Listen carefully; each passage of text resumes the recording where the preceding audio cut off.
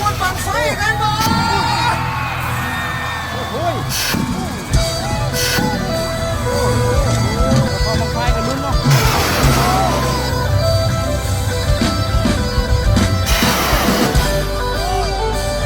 ขึ้นหรือเปล่ากับทักทายสบายดีเนาะทุกคนมาพบกับคอยเบาเต่าเบาขมวนมื้อนี้คอยจะพาทุกคนไปชมบุญบังไฟบ้านนาวไตเนาะทุกคนเมืองไซบุรีแขวงสวรรณเขตในงานบุญมื้อนี้ก็จะแม่นบังไฟเล็กเกือบ100กว่าบังเนาะทุกคนเนาะซึ่งวัยรุ่นบ้านนาวไตก็จะสร้างขึ้นมาด้วยตัวเองเนาะทุกคนแต่ละบังมีของภายของมันเนาะจะตกแต่งอย่างสวยงามบรรยากาศความม่วนความชื่นในงานถือว่าคึกคืนขนาดทุกคน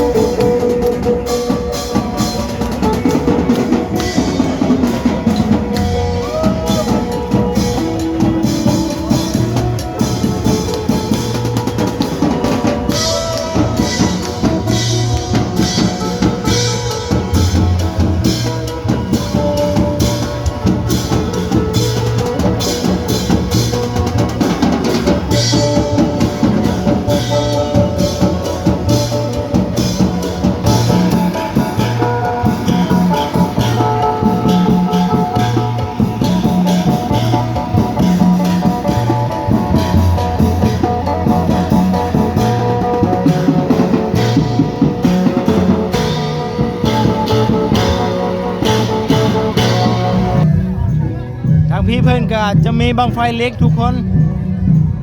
แล้วก็บังไฟหยางเนาะก็แบบบังลายๆแบบนี้ก็จะแม่นบังไฟเล็กทุกคน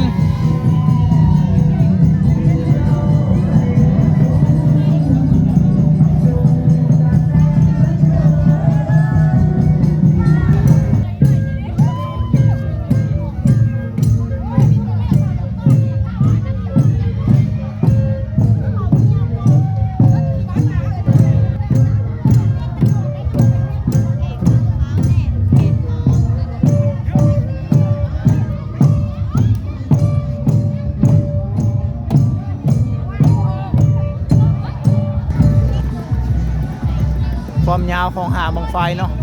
ชุดไม้ไผ่เลยเนาะทุกคนเนาะ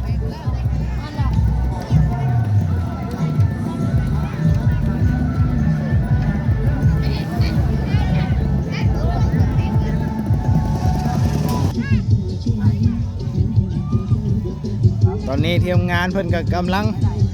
คัดบังไฟเนาะทุกคนเนาะเพื่อจะเกี่ยมขึ้นจุดมีแต่บังงามๆ2บังนี่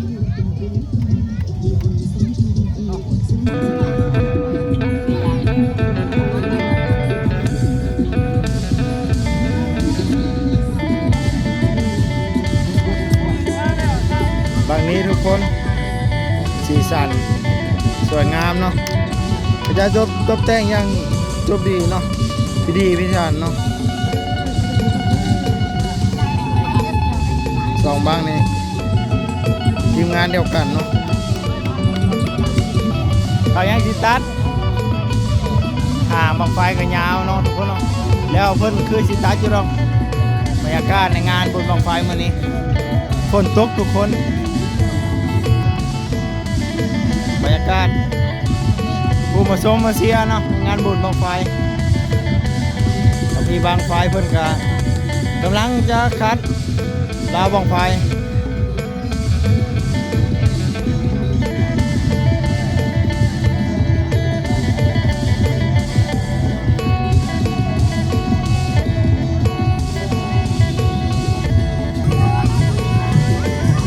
ทีมงานเพื่อนก็ยังน้อยๆอยู่ทุกคนก็เฮ็ดบังไฟแล้วเนาะ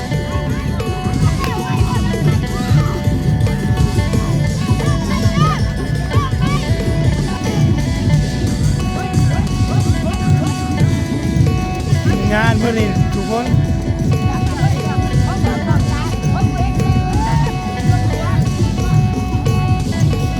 ใช้บังไฟเมื่อกี้นี่บังขึ้นนี่โมเห็นบางทีนี่โอ้เห็นขึ้นคักแต่ว่าทีมงานเดียวกันวะนี่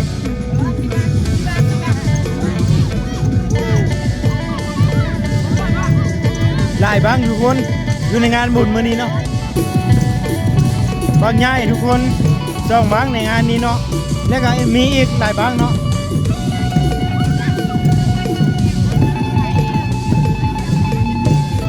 มาเบิ้งทุกคนบางนี้จ้องบางเนาะโจทย์พร้อมกันเดี๋ยวมาลุ้นนำกันเนาะเข้าแล้วทุกคนโอ้ไกลแล้วโอ้โอ้ยโอ้บึ้ม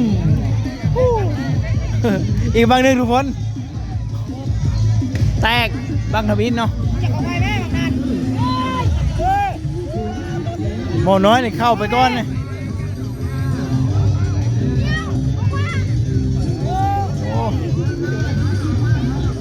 บางหนึ่งก็ยังบ่ทันเข้าอีกห้างหนึ่งก็กำลังโจทย์ทุกคนถือว่าหลายเลยยังกำลังเข้าเนาะทุกคนก็กำลังม่วนทางพริกอะไร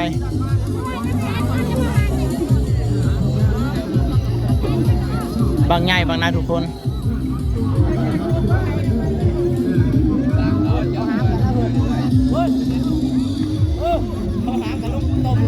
อย่างพูดก็มีหามลงต้มแล้วทุกคนแต่ว่าบางไฟบางเนื่องก็ยังบ่ทันขึ้นเนาะลุ้นขนาดบางนี้ไกลแล้วขึ้นแล้ว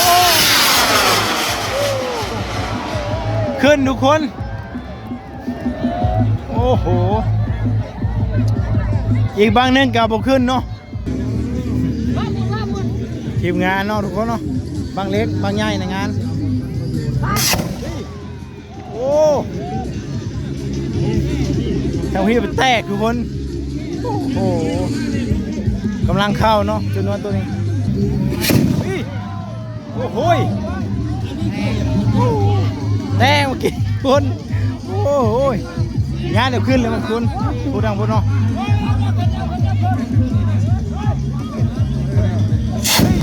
โอ้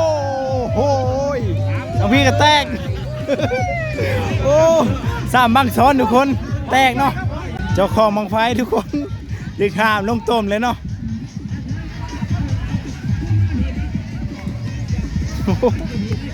ทีมเลยเศษบังไฟที่มันแตกเนาะนี่ระเบิดเมื่อกี้นี่สามบังซ้อนเนาะติดกันเลยก็ได้ลายด้วยค่ะเสียวคักบังไฟในงานนี้เนาะเข้าแล้วทุกคนอีกห้างนึงก็โจทย์แล้วเนาะทุกคนเนาะ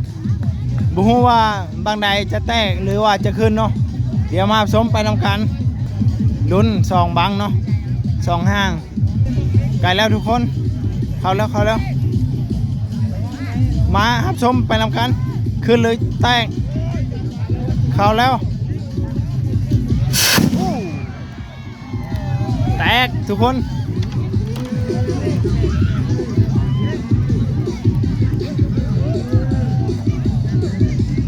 อีกห่างนึงก็จุดขึ้นเนาะกำลังจุดทุกคนแตกโอ้โหสองบังติดกันเลยเนาะสองห้างทั้งพี่กำลังจะเอาบังไฟเล็กขึ้นห้างทุกคนห้างบังไฟเล็กมือนี้เนาะ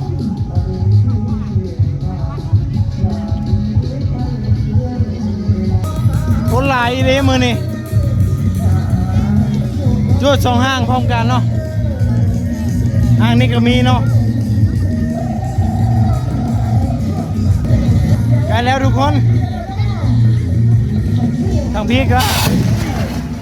โอ้โหแตกว่าสิมาหันมาเบิ้งอีกห้างนึงเนาะแตกก้อนทางหานะยังอีกบางนึงเนาะ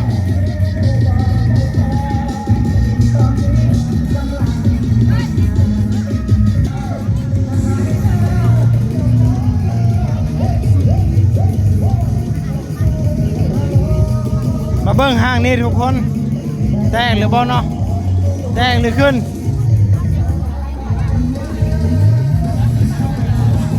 ข้าวหรือบอลบางนี้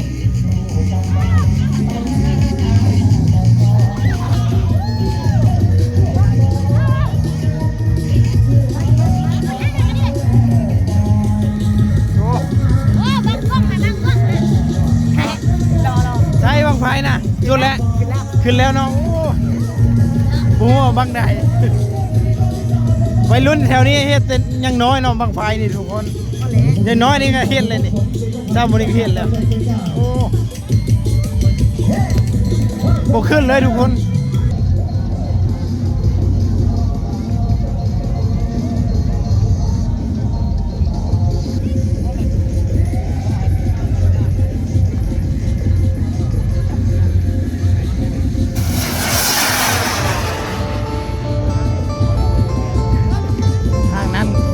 ขึ้นแล้วเนาะทุกคนเนาะยังอีกบางหนึ่งทางห่างนั้น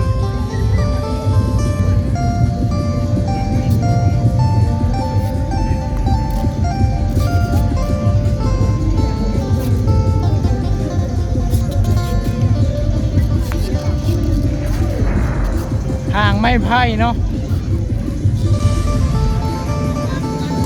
ดังขึ้นแล้วทุกคนมาดิห่างบังไฟ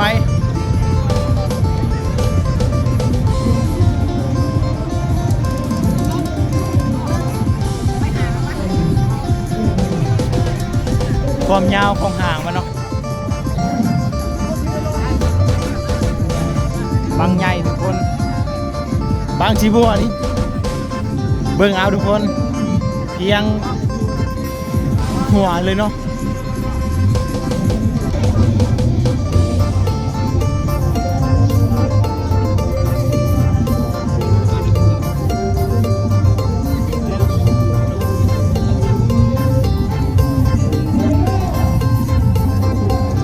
พุ่นหางแล้วเนาะเพื่อนอยากหางเมื่อกี้นี่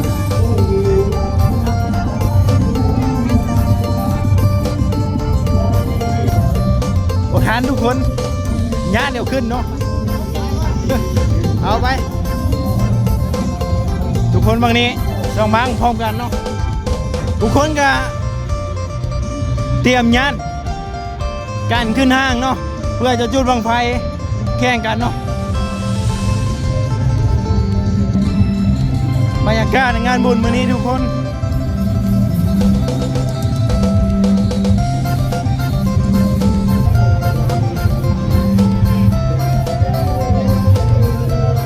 บรรยากาศทุกคนมามื้อนี้เนาะ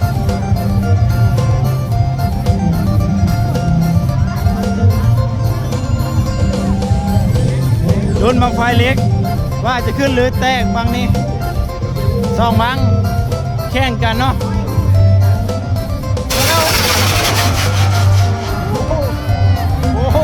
ห่างคาดอยู่ทางทึงเนาะนี่บางนี้ทางลุ่มโอ้รถเข้าหรือเปล่าเนาะโอ้อ๋อคนก็ย้ายกันขึ้นนี่แหละทุกคนเลย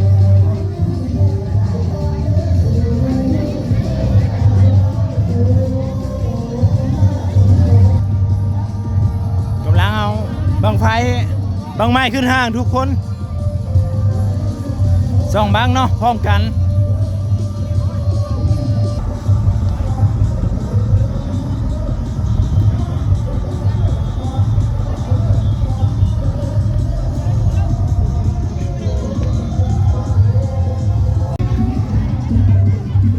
ทางพี่ก็กำลังเฮ็ดสนวนบางไฟทุกคน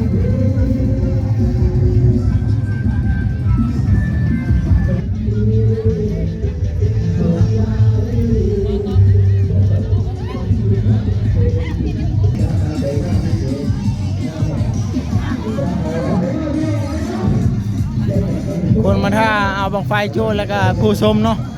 ลายคักมือนี่ลายร้อยเลยเนาะบังไฟ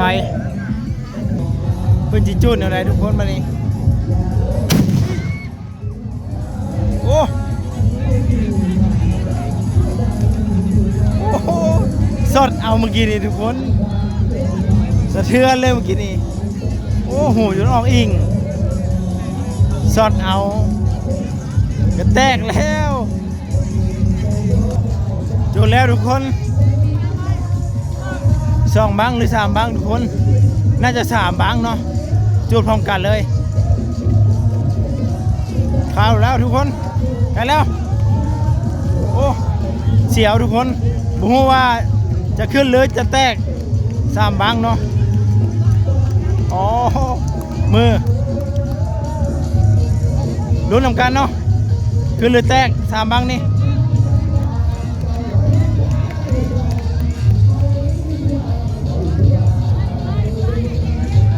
อ๋อบังใหญ่เนาะสองบังแล้วก็บังหนึ่งบังน้อยนี่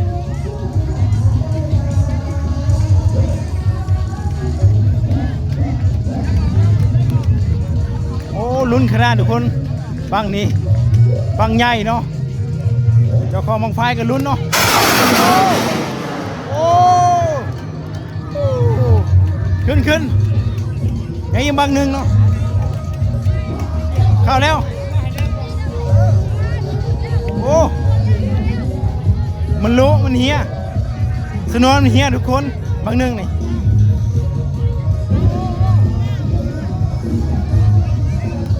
ตัวแต่สองบางเนาะทุกคนเนาะอ๋อบางใหญ่ขึ้นทุกคนบางเพียงหัวเนาะสีบัวงานเดี๋ยวขึ้นบัดนี้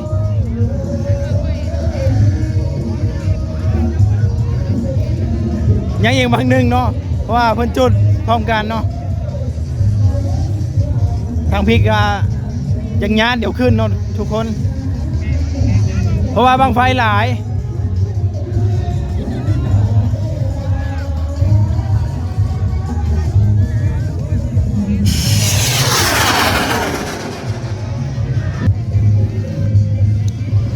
ขึ้นหรือเปล่าทางพุ่นเนาะขึ้นขาห้างทุกคน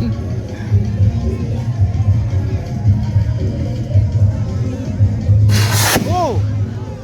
อ้โหคิดว่าสิขาห้างทางพุ่นกันเล่นเลยทุกคน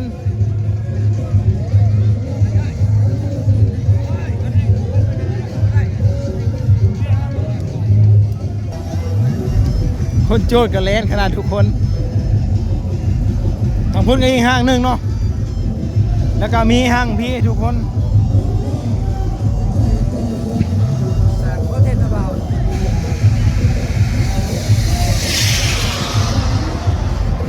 โอ้เพื่อสิเข้าทุกคนเลยไกลแล้วอ๋อแหงขนาดปุ๊บไหม้เลยทุกคนอ๋อแหงขนาดเลยบางใหญ่สองบางทุกคนเสียวคักขนาดโอ้รุ่นลำเดียวเนาะ